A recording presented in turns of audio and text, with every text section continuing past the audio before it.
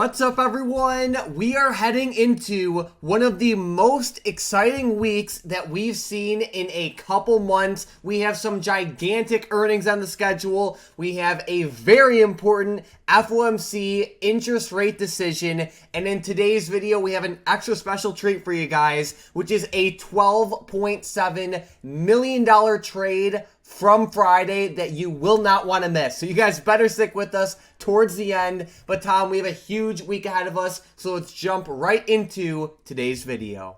Yeah, Mike, and I will say, the market last week, we started really falling off to the downside, and what dictated a lot of that price action, it was those big earnings from last week, like Netflix and Tesla. I know Tesla really disappointed people on those earnings. Everybody was looking for them to pop up. I know with Netflix, it was kind of 50-50, but obviously it's terrible to see big drops to the downside out of those big tech stocks in the market. And we saw the QQQ fall respectively, and some of those ETFs we talked about, like SPXS and SQQQ, actually held up pretty well on Friday. So going into this week, Mike, we're actually looking at a ton more earnings than last week. I mean, look at some of these big guys: Microsoft, Google, Snapchat, and Visa, all on Tuesday and after hours. Wednesday, we have Meta. Thursday, we have Enphase, Ford, Intel, Roku, and FSLR, even US Steel mixed in. So it is a huge week. Can't even name all the earnings here. And Friday, there's even some oil companies and Procter & Gamble. So it's going to be a big week, Mike. Even bigger tech companies, in my opinion, with Microsoft and Alphabet reporting. We're going to start to see some of the bigger dogs here finally getting in. I'm not saying Tesla's not a big dog, but, they're kind of in that automotive landscape more than, some of these other tech companies. Yeah, I mean, Microsoft is like the second most weighted stock in the S&P 500. So obviously when they report, you have to pay attention to it. And, what's so interesting is that, on Tuesday, it's not like just Microsoft's reporting. We have Google, Microsoft, Visa, Snapchat, those are some pretty big companies. So that's interesting. But Tom, I'm going to be honest with you. The stock I'll be watching the most for this week, and the stock I'm most excited for, is actually Meta's earnings report on Wednesday after close. Looking at the charts for this stock, it has been in a non-stop uptrend for months now. It's up a couple 100%. The stock has just been booming ever since it hit I think $80 back in basically the end of 2022. Now it's right around 300, and it was at 320 a couple weeks ago. So they have a lot to live up to keep this uptrend going.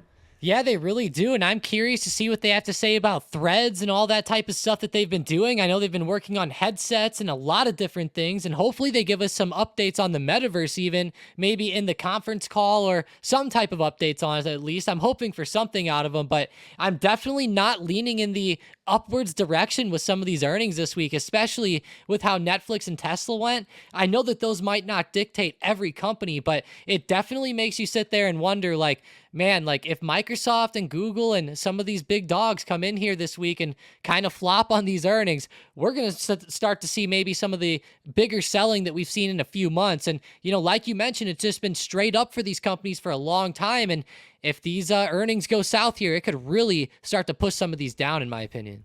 No doubt. And what's also kind of scary is that not only do we have very important earnings, but we also have a gigantic interest rate decision this week. The the Federal Reserve is expected to increase interest rates yet again. And for this week, the most important day related to interest rates is Wednesday. So the Feds are expected to increase interest rates yet again on Wednesday at 2 p.m. Eastern Time. Powell will speak at 2:30 p.m. Eastern Time.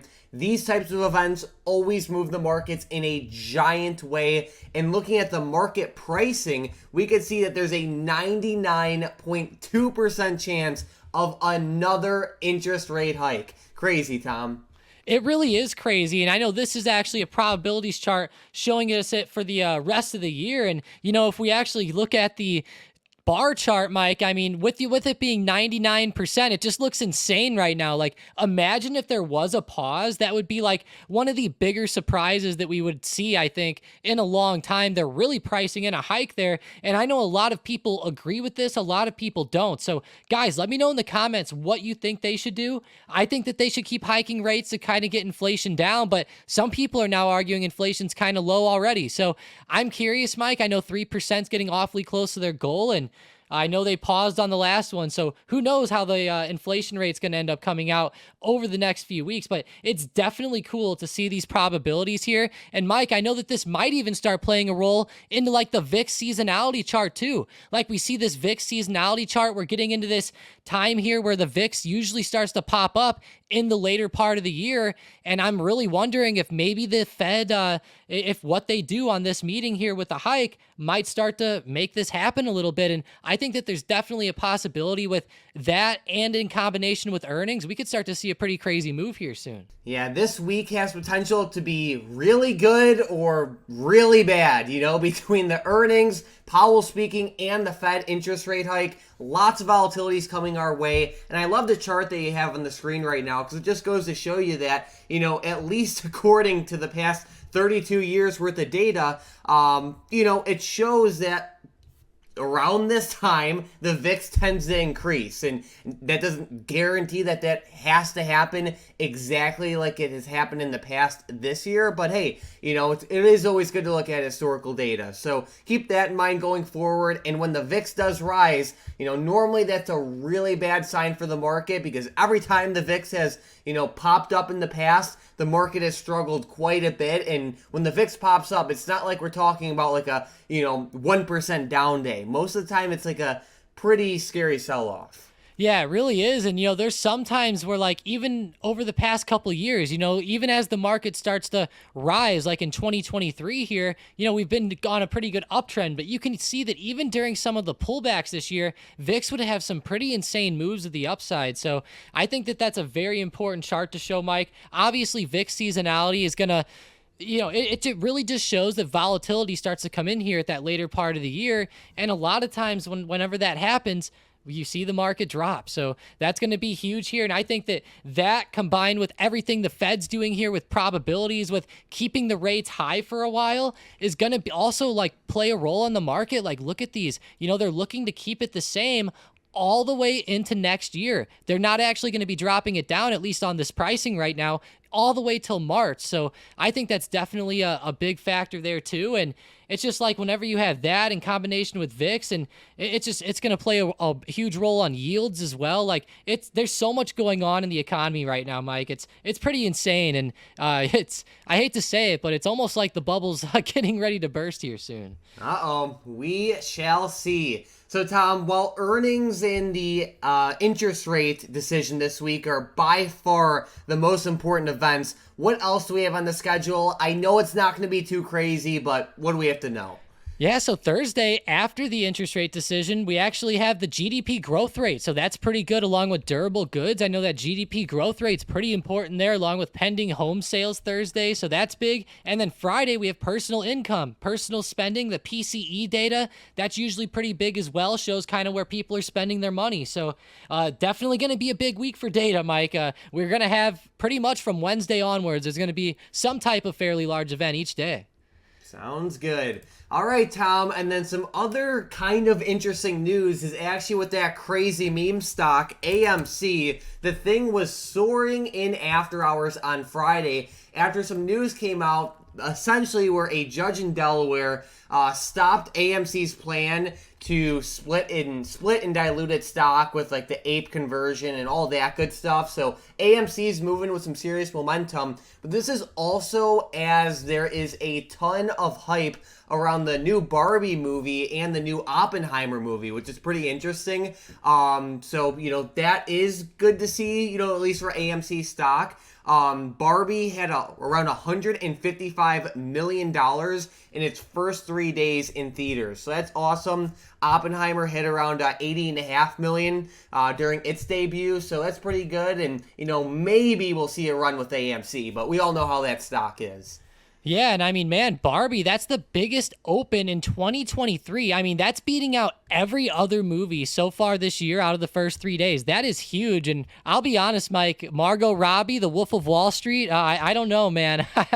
I might have to go see Barbie after that, but it's definitely good to see that with AMC stock, though. I know that there's more into this with like the conversions and stuff, but that's great to see it up 100%. I'm sure it's going to start to drive some price action, and hey, I'm sure we'll see a lot of fun trades with it over the next couple weeks. Yeah, exactly. So we all know how AMC is. Be really careful with this one. Every now and then it has some nice upside movement, but it's one of those crazy stocks. So keep that in mind. But Tom, I want to jump right into some setups for tomorrow and this week. One stock/ETF I'm watching very closely is SQQQ. I always have a tongue twister with this one, and that's why I really like to, say that ticker slowly. But either way, I think this is offering a great risk-to-reward setup right now. For those of you who don't know, SQQQ goes up a ton when like tech stocks fall down a lot. So looking at this, it's at base, it actually is at all-time lows. And if we see like a nice pullback with these big tech stocks, I think this thing can have an amazing run. And at this point, I think the risk reward is pretty solid. Yeah, it really is. And, it's one of those things that it can go wrong, obviously, right? So like, Mike, would you suggest like, obviously this isn't something like you want to throw like a whole like lot of your account into or anything like that. Is this something maybe you want to keep, maybe like a hedge type play or something, or? Yeah, exactly. So it's like, when you're trading a leverage ETF, you can't put a lot into it just because it's too volatile for that. I do think it's a good hedge, but just like you mentioned, like it's not something where you should be going too heavy with. Yeah, exactly. And I will say I've even been picking some up lately. So I like SQQQ, Mike. I think it'll end up being pretty good here as these stocks start to fall as well. And, with stocks going down, I'm actually going with a tech stock to the downside as my first play on AMD. And, AMD had a bad drop last week. We are getting back to $100 again here soon, I think. And we actually fell below 110, which was a pretty big support. So if we're able to get back below 110 and then back below 109, I will be looking at AMD to the downside. I think that this stock could really fall off. I think that at the end of last week, we saw a bunch of selling in the middle of the week. I think that slight pop up on Friday was just like, maybe some sellers, obviously taking profit down there, something like that. I think that we'll see a bit more continuation to the downside as we go throughout this week and the FOMC event with the rate hike.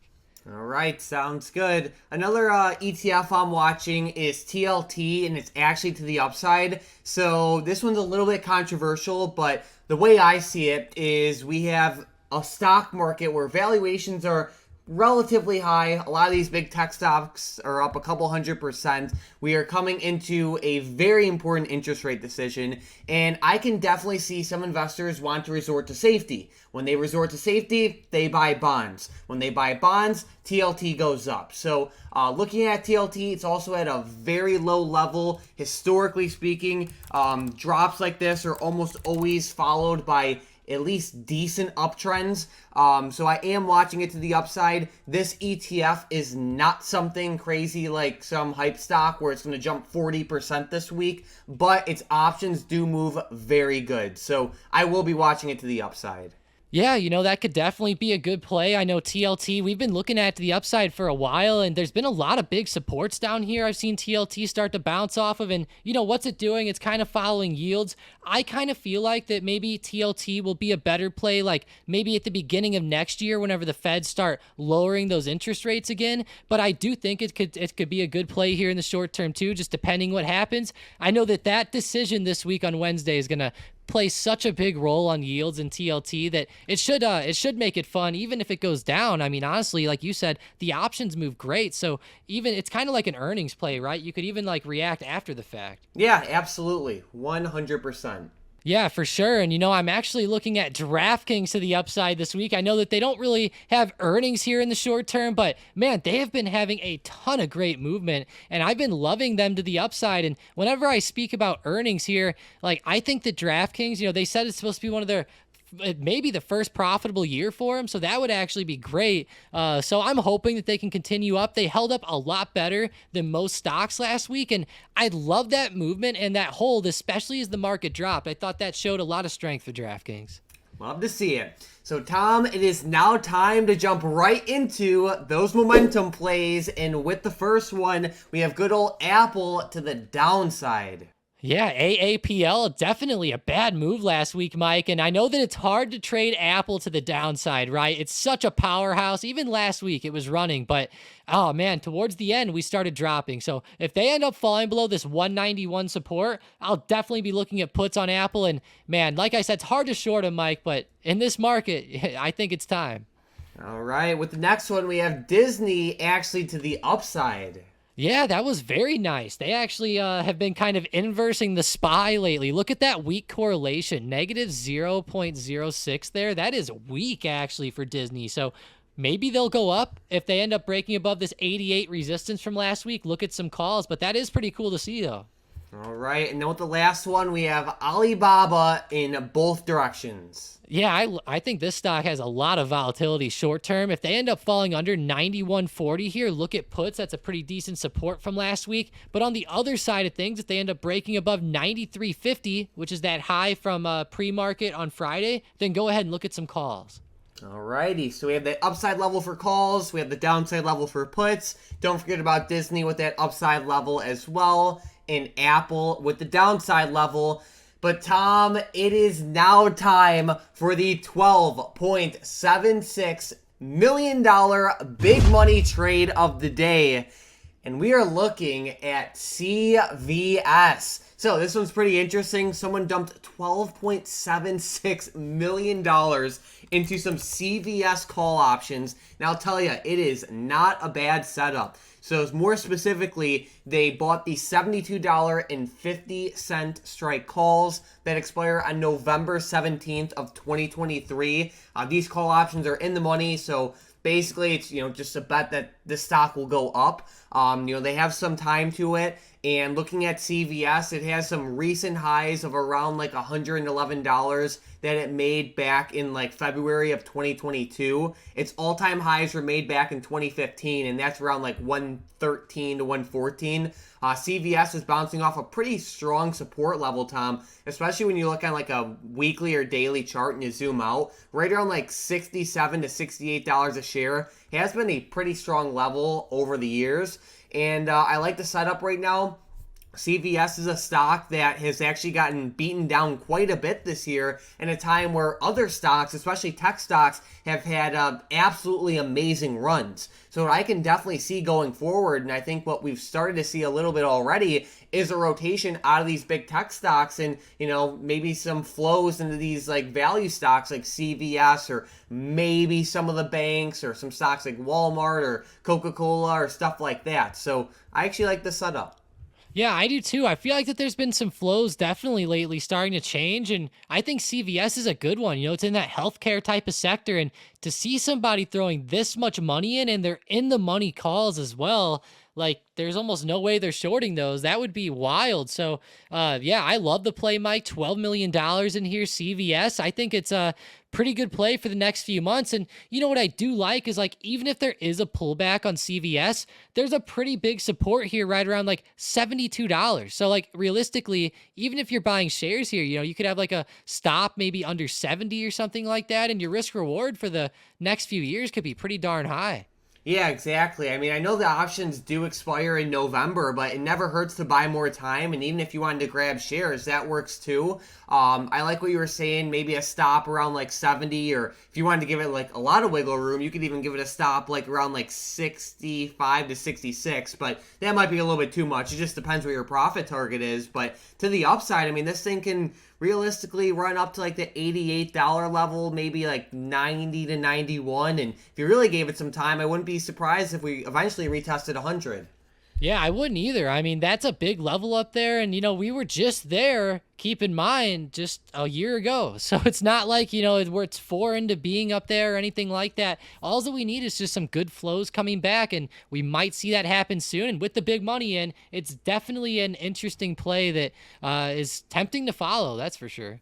No doubt. And if you guys want to follow multi-million-dollar hedge fund trades every single day. Check out that first link in the description in the comments down below. Not only you get access to multi-million-dollar hedge fund trades every single day before the market closes, but you also get access to our bots, which have been doing absolutely amazing lately. On Friday, the Netflix play went from $520 all the way up to $720, and on Thursday, the play was even better with Amazon. That play went from $133 all the way up to $475. That day was insane, but, we can go through these plays for hours. If you're looking for the best way to capitalize off the current markets movement, check out that first link in the description in the comments down below. You also can chat with Tom and myself all day long. We're in this chat all the time, and Tom, while we're in the chat, we might as well give a giant shout out to today's member of the day, Smart Potato, who banked around $2,000 from that Netflix play on Friday. So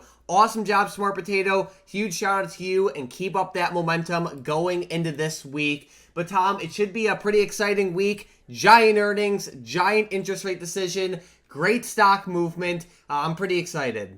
Yeah, me too. These earnings should be a big insight into how some of these companies are doing. Some of the bigger guys like Microsoft, Google, of course, they're going to have a huge impact on the market, even like Meta. So keep these guys on the radar. Should be a very fun week. And man, anytime Powell speaks, that's fun as well. So be ready. There's going to be a lot of movement. And, Powell, who knows? He might forecast something weird.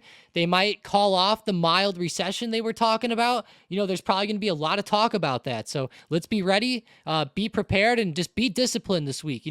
Don't be afraid to maybe wait till the big events happen and then get in after the fact. You don't always have to gamble and, get in right before something crazy is about to happen.